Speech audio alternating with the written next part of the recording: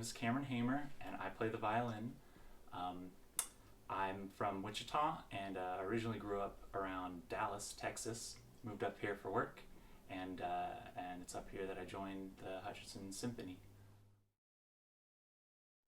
For my job, I am an engineer at Textron Aviation. I do various engineering stuff with structures. I make sure the airplane doesn't break and stuff like that. But playing the violin is, you could say, my biggest hobby. It's the thing I enjoy the most, and coming to play in the symphony is a lot of fun for me.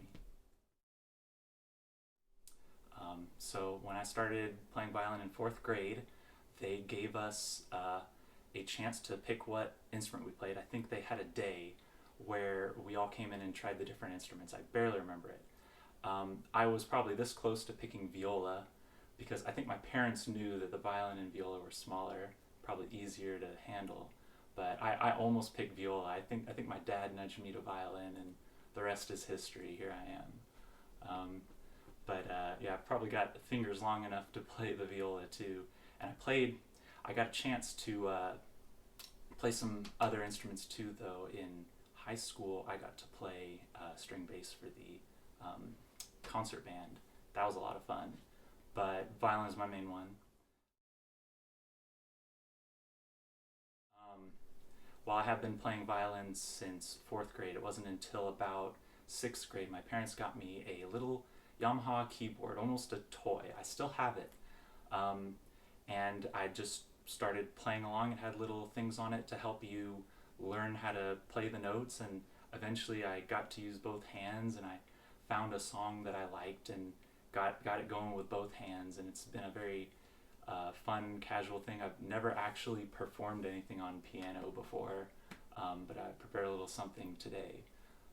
It's a lot of fun for me. I think being able to make a whole bunch of music by yourself is great. The violin, you have to really work to get all that sound out, but the amount of like dynamic range you get in the violin is amazing. It's really cool. It took me a long time to get to the point where music is fun. I think starting out, I just stuck with it because it was fun to be there and play, but I was not too good. I didn't practice very hard.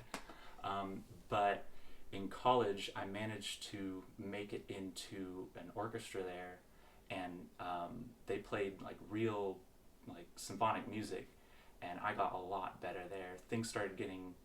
I started getting good enough that music was a little bit easier to play, and it's just so much more fun. And I think that's just my goal, is to keep playing and getting better, so that it's easy and fun. I think I'm gonna like branch out into other music too, with the piano, and I don't know if I can play any other instruments, but different genres and stuff like that.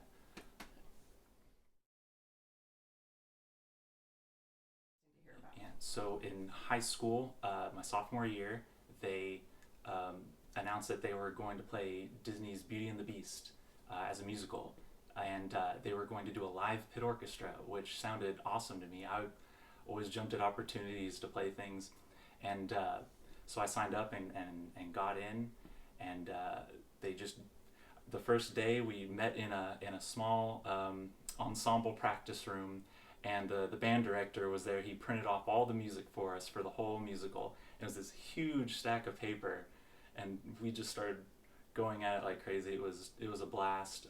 Playing in the pit orchestra is totally different because you were like the accompaniment to what's really going on stage, and they're focused on so many different things that aren't just musical, and the theater kids are a very interesting bunch. Getting to play and hear them really like express themselves with just lines and acting, it's a whole different thing than music. It's actually a lot of fun. I found myself laughing all the time, being in the pit orchestra, theater kids acting silly, and then just knowing the lines to the actual the musical. That was a lot of fun too. There were always little jokes in the play, and somehow they were funny every time. It was a lot of fun. Yeah. So there was one rehearsal where we were, I think, in the later acts of the play. And so in Beauty and the Beast, there is a song. It's called "A Change in Me," and it's one that actually wasn't in the original movie. Um, so Belle has this solo, and she's up on stage with a spotlight, all alone. And at that point in the play, backstage, they're getting ready for a different part that's coming up with all of the servants who became objects. They're all in costume, ready to go behind stage. And there's this one girl who was playing the rug. It was this big, like, stretchy rug costume, and when Belle was singing all of her lines, she was doing all of this, like, gesturing. It was hilarious. We all didn't even notice it until we, like, started looking up and something was going on, off stage, and we kind of barely held it together. It was a really serious song. And pretty much once we noticed that, every time we got a rest, we started looking up, and that was really, really fun. I think that kind of thing is what I really enjoyed about that, was everyone just having a good time and enjoying the moment, that kind of thing. So although I'm very, very loyal to stringed instruments, and orchestra was always my main thing, my brother was in the band. He started percussion in 6th grade, and so in high school he was in the marching band. And the summer before my sophomore year, just kind of on a whim, my brother said, "Hey, you should join marching band." And I think I had been to a lot of the football games and gone with my parents to help.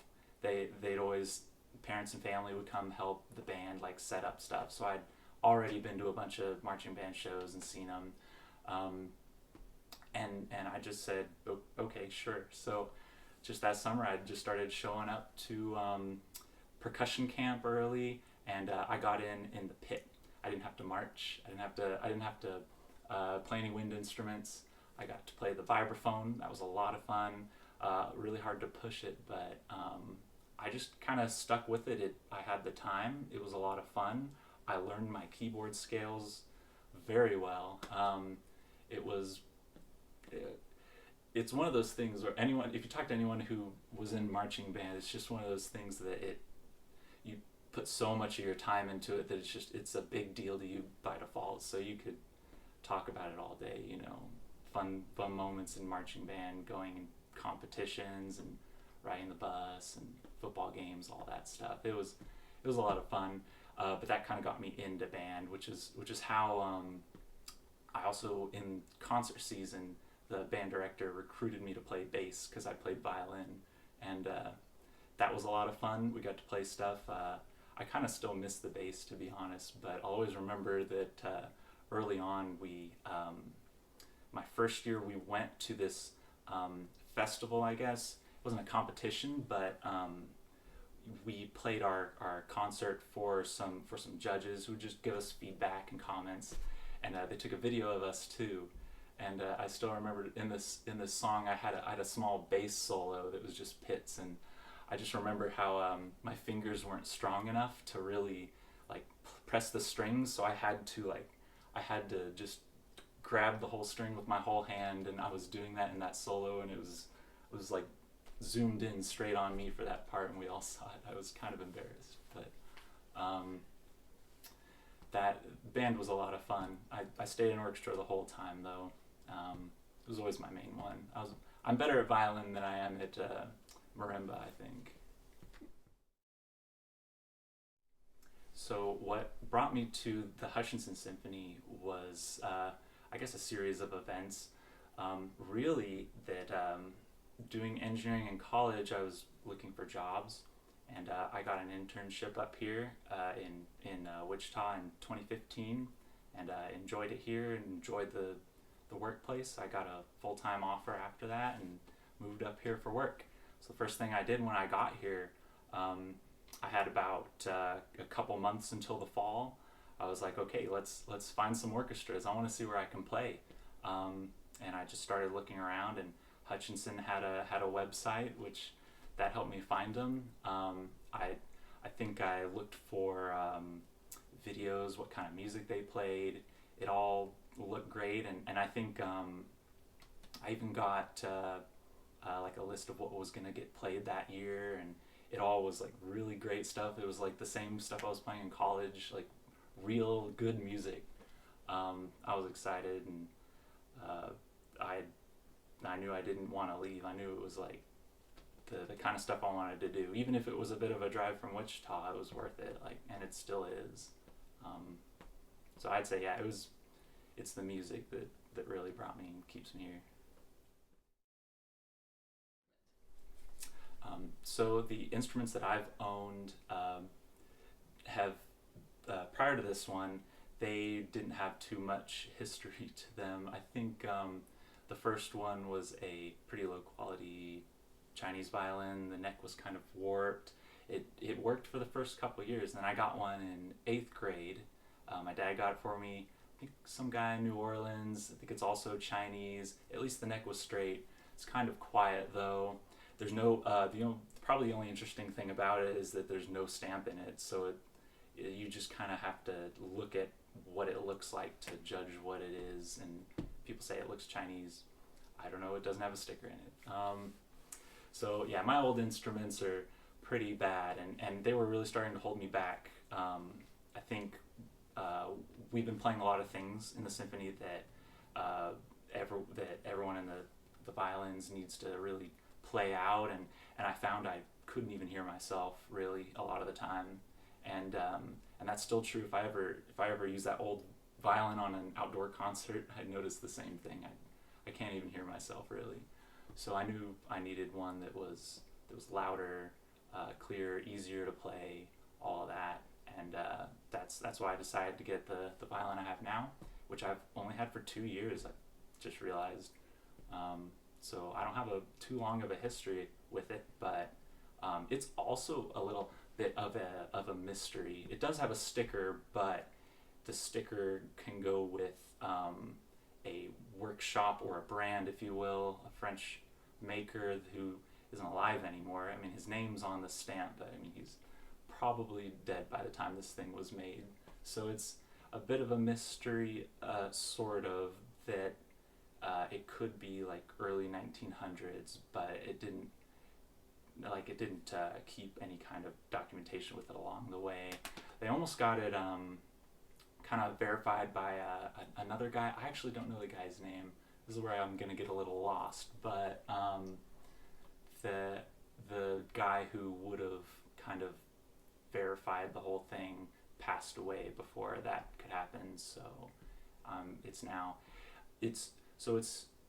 it could be undervalued, could be maybe right on, but all I know is for sure this one is, of all the ones that I tried in my price range, this one played the best. It was loud and it was easy to play. That's what I wanted the most. Something that could really help me get better. Someone like me, I think, can also show people that you don't have to stay away from music just because you're not a teacher or a full-time professional performer or something. You know, it's just my biggest hobby, and you can make the time for it, really. Music. Balancing work and music is a little hard, and that's especially because I'm also taking grad school classes. I'm doing one class at a time, and that's all I can handle. But so I have school and work, and orchestra, and I'm also playing in multiple orchestras too. So I'm in at least 3 or 4 orchestras. So